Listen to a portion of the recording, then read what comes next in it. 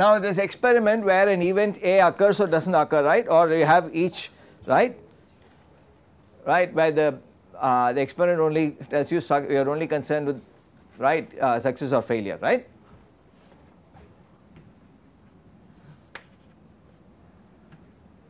When I say okay, let me say e.g. coin, such as coin tossing, right. That is to say, you are only interested in success or failure or head or tail, right, where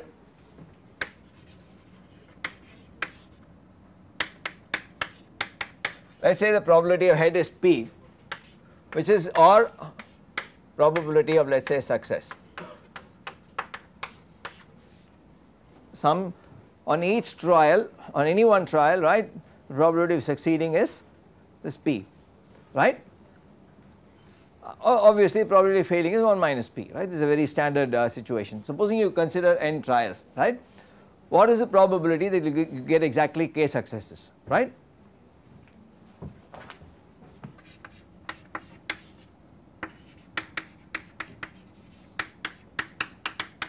Or k head, this is heads, H stands for heads, right, k heads, or i.e. probability of k successes, right. What is this? It turns out if you look at any one pattern of success failure, it is going to be p power k 1 minus p power n minus k, well that is only one pattern, like one specific string of 1 0 1, like that. If you, let us say, 1 is success and 0 is failure, right, any one specific string, such string is going to have this probability p to the power of k 1 minus p power n minus k. This is right. How many such strings are there? There are n choose k such strings.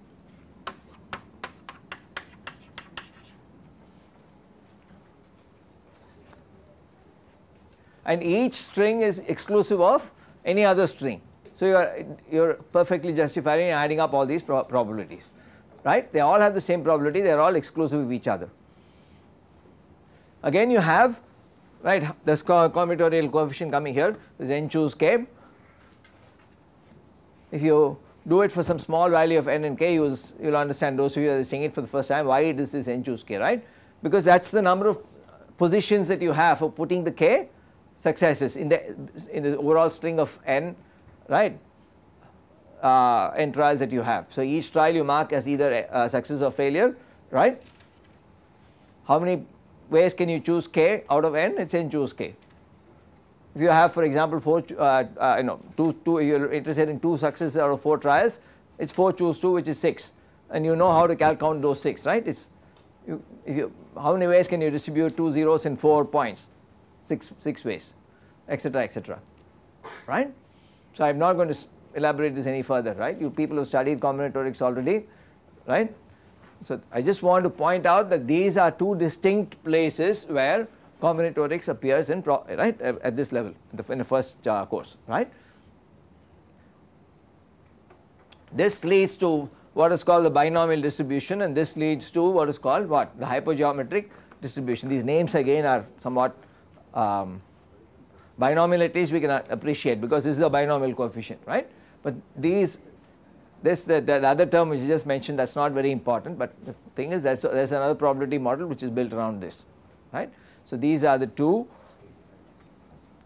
Then if you continue with this repeating an experiment, right, till you get success or so let us also, since we have a few more minutes today, right, let us look at this geometric model. We should also look at that, right. So this is the binomial model.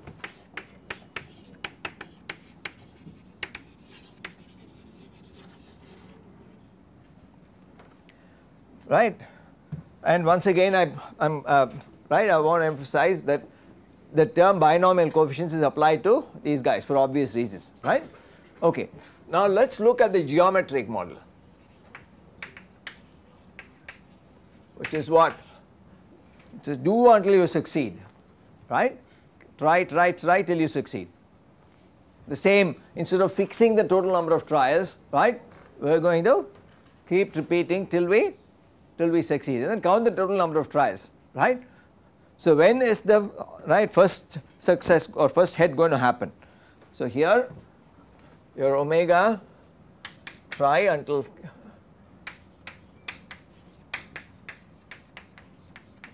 so here again independence of the trials is in very much used here, right. The product of these terms is crucially dependent on the independence assumption, right. Each trial is independent of any other trial. So, the probability of 1 0 or success failures that p into 1 minus p, that is obviously built in. So, the same concept we are going to use here.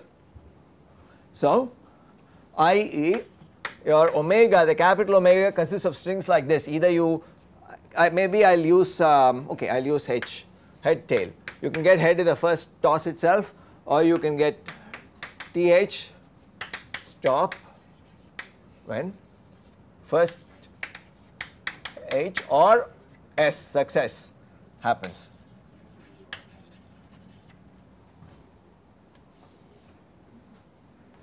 There is no reason why you should not you should stop when the first h happens. Of course, here you are not stopping, right, in general. Here you are going all the way till n, and you are stopping at the nth trial no matter what. The n it is possible that you may not get even a single success in n trials here. Here this is, I think we already hinted at this experiment, right, in the first two classes when we talked about how a sample space could contain a countable infinity of points, right. So, there is no upper bound on how many times you might want to keep trying, whereas here this capital omega has exactly how many points? It has exactly 2 power n points there, isn't it. So, here the compound space omega has 2 power n points. Here it is not really a compound space because it is not constructed as the Cartesian, that product of elementary spaces, right. Nonetheless, right, you can look at the probability of this first success occurring at the kth trial, or let us say at the nth trial.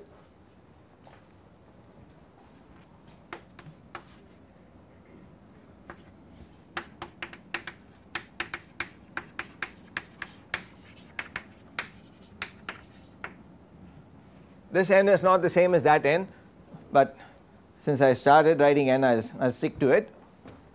What is this? Turns out that this is 1 minus p to the power n minus 1 into p, right, for n greater than equal to 1.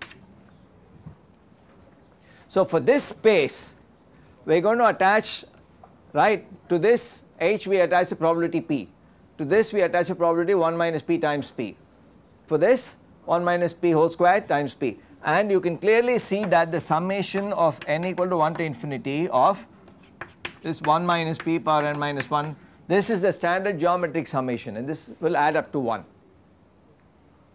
So, it is a valid distribution, valid probability assignment, right.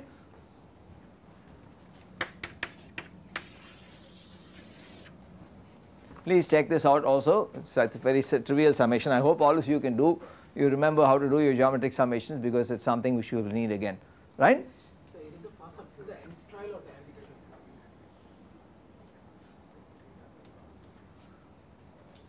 It is the first success at the nth trial. Could be first trial itself, second trial, third trial, like that. Yeah, what is the m over N. I do not think I wrote an m, did I?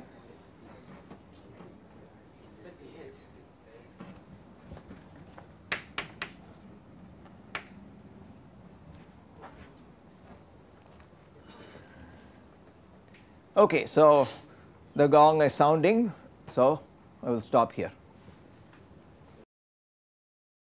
Let me review this binomial model again.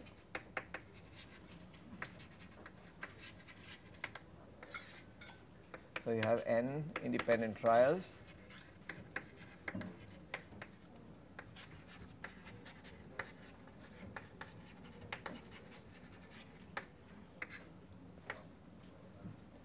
So, instead of calling it head or tail, we will call it success, right.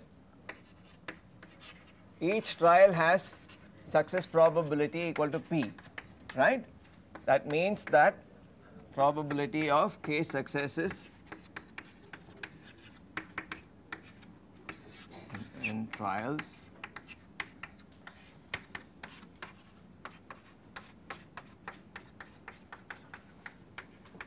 and this expression n choose k p power k 1 minus p power n minus k is valid for all k in this range, right, 1 to n 0 to n, right, and how do we show that this sum k equal to 0 to n, this also we want to be equal to 1, right?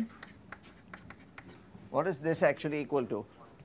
Why? Because this is p plus this. So this is a check. So these kinds of distributions of probabilities we will encounter a lot, right, down the course, but maybe, right, we will give them formal names, right, and so on and so forth. This is our kind of first exposure to them, right.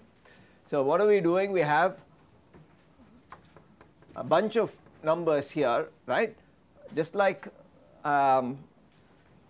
probability distribution or any other probability, the way we have apportioned it to different sample points, right, except that we have a nice formula in this case, right. So, and obviously all these are not equal, isn't it?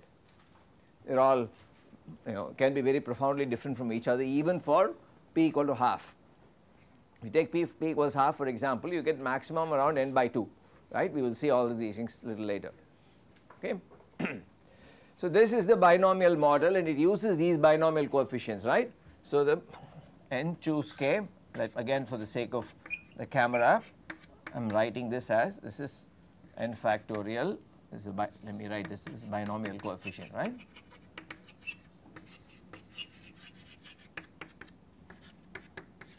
And I assume that all of you can evaluate this for some right, or write expressions for it for some values of n and k, right. If you have small values of k, you know how to simplify this. So let me not spend too much time on this, right.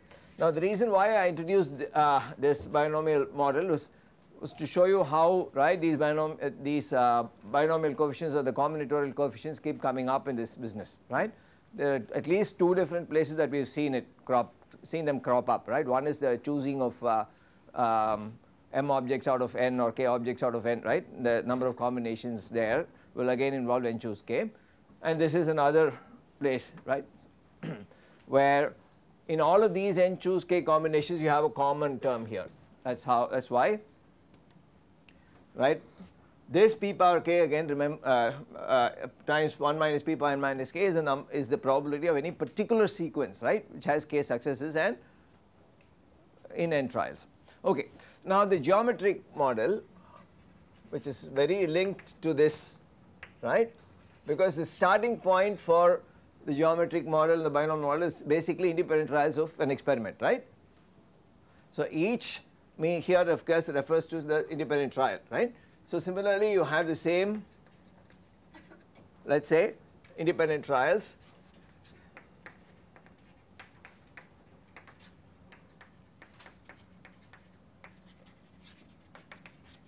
So here what did we write yesterday? Probability of the first success in what, the kth trial or the nth trial? What did I use yesterday? I want to stick with that notation. Nth trial.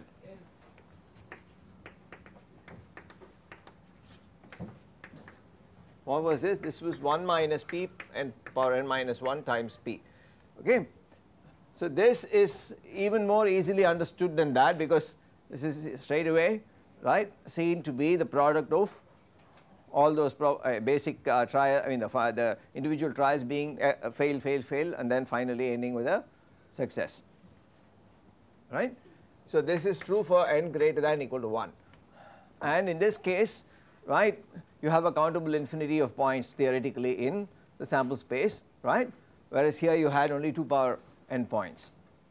So here we again, I just want to say this for completeness, this is a simple geometric series because I mean this is valid because P is a number between 0 and 1, right. So you can add up the series simply for that reason. P and 1 minus P are both between 0 and 1. Okay. Now let us see how there are certain, actually there is one common thing between these two, right. I mean basically there obviously has to be some commonality between the two models, right, and that is the answer to this question. What is the probability there is no success in the first m trial? I want to use a different number, right, a different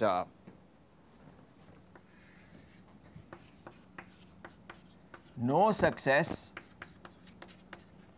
in the first m trial. So you can calculate this according to both models, right, and you should get, what should you get?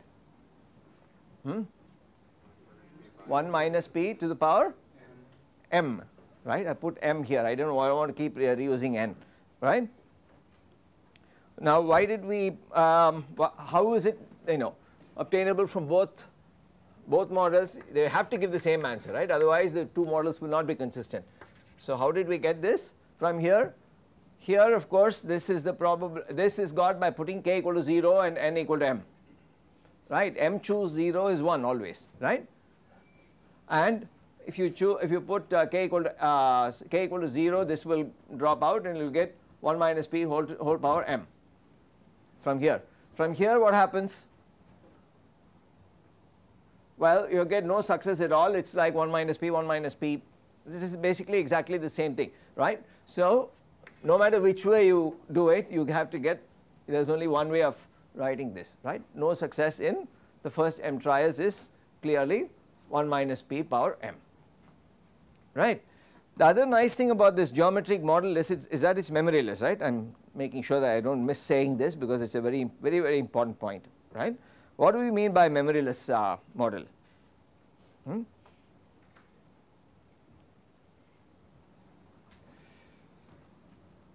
Okay, before that let me say one more thing. What is the complement of this event? No success in the first m trials. What is the complement of that? In words? At least one success, right? Let me just write that, right? At least one success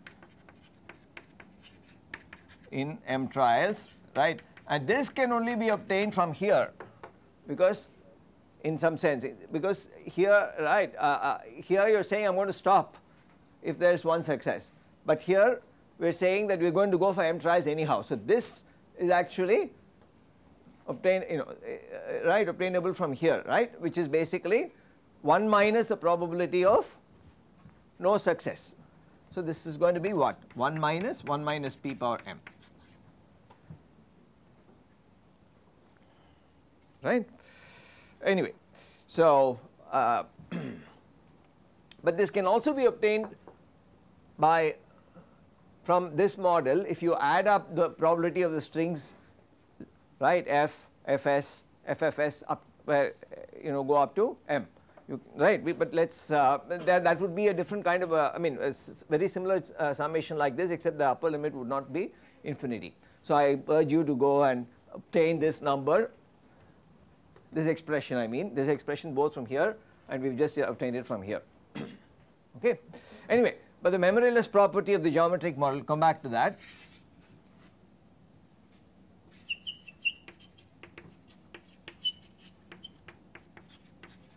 What do we mean by this term memoryless here?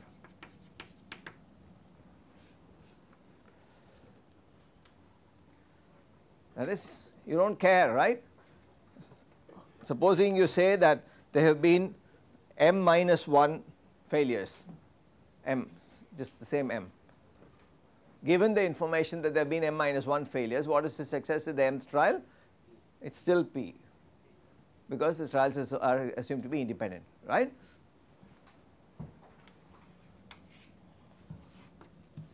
Probability of success is at mth trial given no success or no success in m minus 1 trials is still equal to P. right, which is the probability of the success at the mth trial by itself, right. So, this again is a theme that we will pick up on later. It has profound implications for the so called geometric distribution that we will be studying at in great depth later on, right. Anyway, so I think for now I think this serves to just introduce the idea, right, of repeated trials, right, and these are the two most important distributions that come out of that, right. Notice that I am not using any language of random variables or anything to describe these, because you must remember that probability by itself is basic, right, and you know, what we do on top of that, the jargon we add on top of that is something else, right. But as of now you can write these things even without using any fancy terms, right. So, do not think that as soon as we talk about binomial model you have to bring in some other concepts, it is not necessary, right.